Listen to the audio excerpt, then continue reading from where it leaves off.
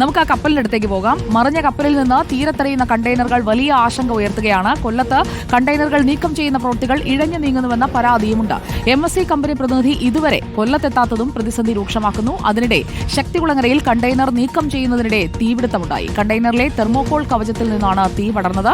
Fire force എത്തി തീ നിയന്ത്രണ വിധേയമാക്കി. ദിലീപ് ദേവസ്യ നമുക്കൊപ്പം.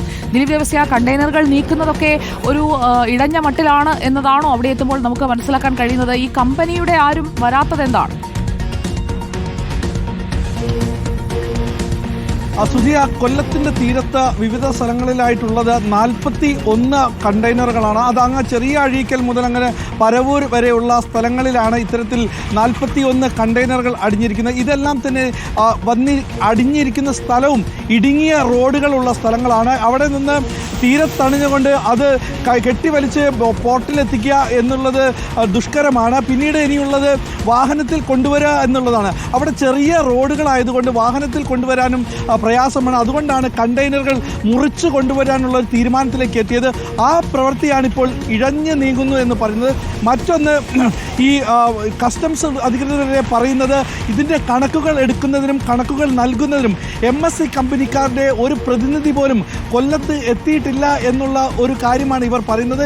ഇത്രയും വലിയ ഒരു അപകടം നടന്നിട്ടും ചരക്കുകളുടെ വിവരങ്ങൾ കൈമാറുന്നതിനും അതിന് കാര്യങ്ങൾ ലഭിക്കുന്നതിന് MSCയുടെ ഏജൻസി മാത്രമാണ് ഇവിടെ പ്രവർത്തിക്കുന്നത്. അതിൽ നിന്ന് ഉത്തരവാദിത്തപ്പെട്ട ഒരാൾ ഈ 41 കണ്ടെയ്നർ അടിഞ്ഞ ഈ കൊല്ലത്തേക്ക് എത്തിയിട്ടില്ല എന്നുള്ളതും ഇവർ പരാതിയായി പറയുന്നുണ്ട്. മറ്റൊന്ന്, ശക്തികുളങ്ങരയിൽ ഇന്ന് കണ്ടെയ്നറുകൾക്ക് തീ പിടിച്ച കാര്യങ്ങളാണ്. അതായത് കണ്ടെയ്നറുകൾക്ക് തീ പിടിക്കാനുള്ള കാരണം തെർമോക്കോളുകൾ ഗ്യാസ് കട്ടർ ഉപയോഗിച്ച് കട്ട് ചെയ്യുന്നതിനിടയിലാണ് തെർമോക്കോളുകൾക്ക് തീ പിടിക്കുകയും അത് വലിയ തോതിൽ ആളിക്കത്തുകയും ചെയ്തത്. പ്രദേശത്ത് വലിയ തോതിൽ പുകയടക്കം ഉണ്ടാകുകയും ചെയ്തിരുന്നു. അങ്ങനെയാണ് ഇന്ന്. പക്ഷേ ഇതിൽ ആശങ്കപ്പെടേണ്ടതില്ല എന്നാണ് കലക്ടർ പറയുന്നത്. പക്ഷേ ഇത്തരത്തിൽ സ്ഥലങ്ങളിൽ ഇത് കണ്ടെയ്നർ കിടക്കുന്ന കാരണം നാട്ടുകാർക്ക് വലിയ ആശങ്കയുണ്ട്. കാരണം ഇന്ന് കറുത്ത പുക പ്രദേശമാകെ പരന്നപ്പോൾ അടക്കം ആളുകളെ മാറ്റി നിർത്തിക്കേണ്ട അവസ്ഥ വന്നു. ഇനിയും ഇത്തരം പ്രവൃത്തികൾ നടക്കുമ്പോൾ കൃത്യമായ മാനദണ്ഡങ്ങൾ പാലിക്കണമെന്നുള്ള നിർദ്ദേശമടക്കം നാട്ടുകാർ മുന്നോട്ട് വയ്ക്കുന്നു. എന്തായാലും ആശങ്കപ്പെടേണ്ട കാര്യങ്ങളില്ല എന്നാണ്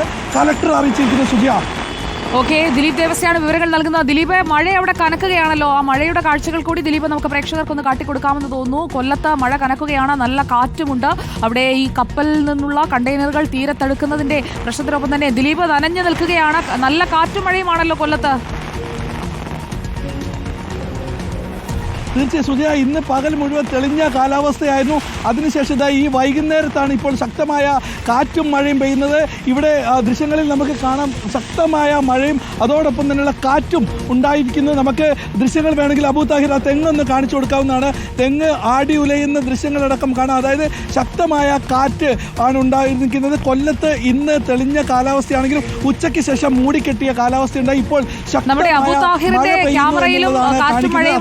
ചലനങ്ങൾ ഉണ്ടാക്കിയിട്ടുണ്ട്. അത് സ്ക്രീനിലും കാണാം. ദിലീപ്, അബൂ താഹിർ സുരക്ഷിതമായി തിരിച്ചു പോവുക.